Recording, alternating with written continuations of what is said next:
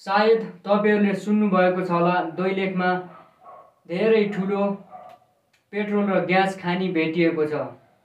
हो आज म यही विषयमा त्यहाँ वर्तमान स्थितिमा के भइरहेको छ, कहिलेबाट काम सुरु गरिएको थियो, के कस्ता चुनौती नोक्सानीहरू छन् र भविष्यमा नेपाललाई के कतिसम्म फाइदा हुन सक्छ भनेर बताउन गइरहेको छु।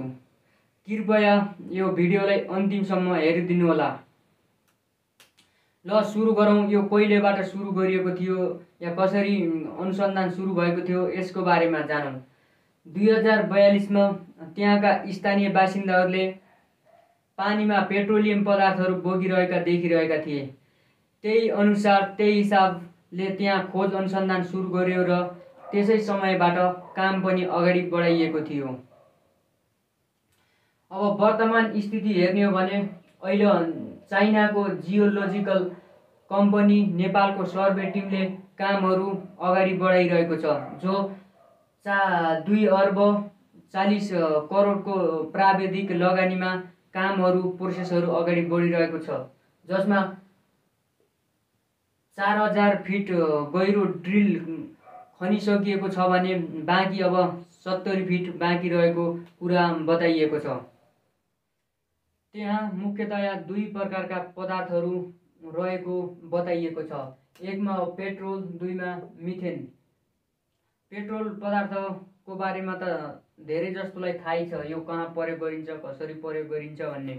तर मिथेन कहाँ प्रयोग गरिन्छ भन्ने सायद तपाईहरुलाई थाहा छैन होला। यसको लागि म बताइदिन्छु। यो विद्युत उत्पादन गर्नको लागि, घरेलु खानाहरू बनाउनको लागि, तापहरू पैदा गर्नको लागि मिथेन ग्यासको प्रयोग गरिन्छ। त्यहाँ मुख्यतया 4 वटा कुवा रहेको अनुमान गरिएको छ, जसमध्ये एउटा छ 112 अर्ब घनमिटरको। त्यो 4 वटा सबै गरेर जम्मा 430 अर्ब घनमिटर रहेको अनुमान या तथ्य बाहिर बताइएको छ। अब जानौँ त्यहाँका वातावरणीय प्रभावहरू या नोक्सान चुनौतीहरू के छन् त।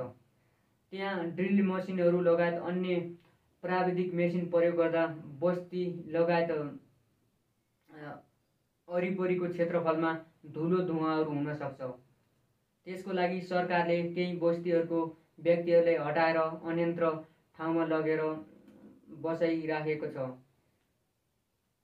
अब जानौँ भविष्यमा यसले हामीलाई यो योजनाले कतिसम्म फाइदा दिन सक्छ त।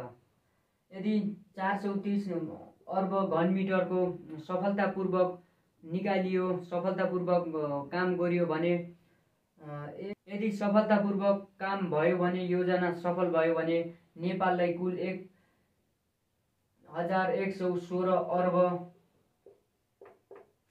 नेपाली रुपियाँ फाइदा हुने सम्भावना बताइएको छ। अब भन्नुहोस् तपाईँ यो योजनाको बारेमा तपाईको धारणा के छ?